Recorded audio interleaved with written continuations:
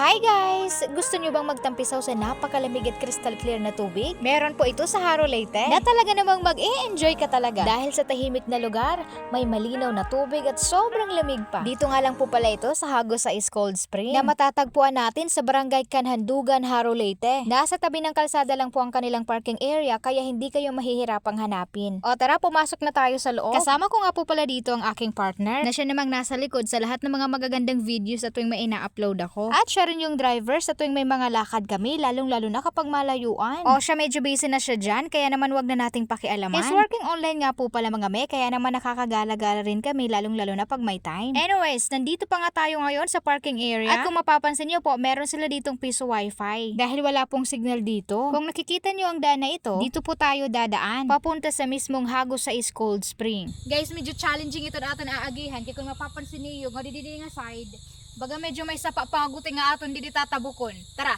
Mga 10 to 15 minutes nga po palang ating lalakarin bago tayo makarating doon mismo sa Hagos sa Ice Cold Spring. Medyo malayo nga po pala siya ng konti, pero sulit na sulit naman kapag nakarating ka mismo doon. Medyo maputik siya mga may, lalong-lalo na kapag hindi maganda yung panahon. Kaya naman para po sa mga hindi sanay sa putik dyan, magsuot po kayo ng boots, lalong-lalo na kapag hindi maganda yung panahon na pupunta kayo dito. At syempre pwede ka rin ditong magpaa. Nakadepende lang sa'yo kung saan ka komportable, okay na yun me. Anyways, nang nasa kalagitnaan na nga po pala kami dito ng aming paglalakad papunta sa Hagos 6, may nakasalubong kami dito na galing din doon. O siya mga min, nandito na nga tayo ngayon. Syempre pagkarating natin dito ay diretso naman tayo sa entrance para magbayad sa kanilang entrance fee. Nagkakahalaga nga lang po pala ang kanilang entrance fee dito ng 25 pesos. At pagkatapos mo namang magbayad dito ay isusulat mo yung pangalan sa kanilang logbook. At pagkatapos nito, pwede ka nang pumasok sa loob. Ito na nga mga mi, welcome to Hagos sa Ice Cold Spring. Tara, let's pumasok naman tayo sa loob. At para naman makita natin kung gaano nga ba talaga kaganda dito. Dahil alam nyo ba mga men, na ang Hagos sa Ice Cold Spring ay isa sa mga pinakasikat na tourist spot dito sa Haro Leyte. Kaya naman samahan nyo ako hanggang matapos ang video na ito. But wait, paano nga ba tayo makakapunta dito? Kung galing ka sa Tacloban City, mga 45 minutes lang ang bibiyahiin mo papunta dito. Pagkarating nyo po sa Haro Leyte, magtanong-tanong po kayo kung nasaan ang Hagos sa Ice Cold Spring. Para hindi po kayo malito dahil maraming shortcut papunta dito. Kaya wag mahihiyang magtanong, charot. Anyways, libutin naman natin kung gaano nga ba kaganda dito sa loob. Unang-una kong napansin dito ay ang kulay green na paligid. At sobrang tahimik ng lugar. At syempre may mga cottage sila dito. Meron din sila ditong portion kung saan pwede kang magpa-picture. At ditong portion na nga ito mga me kung saan nakasulat ang Hagos sa Ice Cold Spring. Kaya naman hindi din tayo magpapahuli dyan. O pak, sino ka dyan? Medyo na din lustre ang atake natin dyan mga me. Sana all na din lustre!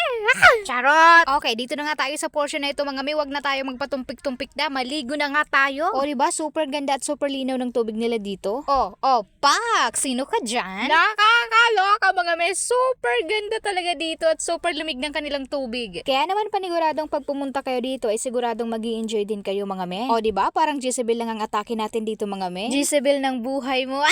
Charot! Anyways, super enjoy talaga dito mga me. Kaya naman sigurado ako na kapag kayong pumunta dito ay mag-i-enjoy din kayo. Kaya naman sa mga gala is life dyan, isalin nyo na po ang Hagos sa Ice Cold Spring sa inyong mga bucket list. Perfect po ang lugar na ito para sa family bonding, birthday celebration, gala with your loved ones, at chill-chill kasama yung mga tropa. At kung sino pa man ang gusto nyong isama. Kaya naman sinasabi ko sa inyo mga me, wag kayong utang ng utang para meron kayong panggala. Charot! Diba? Kasi iba din naman yung feeling kapag nakakapag-chill tayo kasama yung ating mga mahal sa buhay. Kaya naman dapat lagi natin silang bibigyan ng time. At hindi rin yung time na yun ay puro na lang sa bahay. Diba? Kasi nakakasawa din minsan puro na lang kusina, kwarto, sala, CR, ganon, charot. Why not mag-explore naman kayo sa labas? Diba? Kasi mas maganda din naman na meron kayong ibang makikita at makikilala. Hindi tayo masa-stock up lang dun sa bahay. Hoy, bakit ba ang drama ko? Charot! Anyways, pag-usapan naman natin kung magkano nga ba ang kanilang cottage dito. 300 pesos lang ang kanilang pinakamurang cottage dito at ang pinakamahal naman ay 700 pesos. Syempre, depende yan kung gaano kalaki yung cottage. Meron din po sila ditong table with chairs and umbrella kung saan ito naman po ang pinakamura na nagkakahalaga lang ng 250 pesos. Pagdating naman sa pagkain, bring your own po dito mga me. Kasi wala po sila ditong binibentang pagkain. Kaya naman kailangan yung magdala ng baon kung pupunta kayo dito. Pero pwede naman kayong magpaluto dito sa kanila. Meron kasi sila ditong tindahan doon sa may entrance fee kung saan pa pwede kayong magpaluto ng pagkain. Tulad ng Pancit Canton, pag bumili kayo doon ng Pancit Canton, pwede nyong ipaluto sa kanila at magbabayad lang kayo ng charge. Para daw po yun sa ginamit nila sa sa pagluluto at syempre pati na rin sa gas. Anyways, may portion nga din po pala dito na po pwede kang maglibot-libot kung saan nasa ilalim ka ng mga puno. At may mababasa kang mga notes. At tulad nito, o di ba? Sabi dito, don't judge my gastos if you don't know my sipag. Ang tanong, masipag ka ba? Medyo, charot! Uy, shoutout naman sa mga masisipag dyan. Masipag sa lahat ng bagay. Charot! Mas bet ko talaga yung mga masisipag kaysa sa mga bida-bida. Bida-bida sa buhay ko. Charot! Hoy, ano ba? Puro lang charot! Charot, charot, charot! Bala kayo dyan. Charot! Anyway! Okay, seryoso na tayo mga men. Alam niyo ba mga men na ditong portion na may pinakamalinaw at may pinakamalamig na tubig dito sa Hagos sa Cold Spring? Matatagpuan niyo po ito sa portion kung saan may maraming bato at may maraming puno. O diba, kita niyo naman, napakalinaw talaga ng tubig. Kaya naman sobrang sarap ditong magbabad sa tubig. At ibabad niyo na rin po dito lahat ng mga dala niyong inumin. Dahil paniguradong lalamig yan mga men. O diba? May inumin ka na, may ref ka pa. Tsara.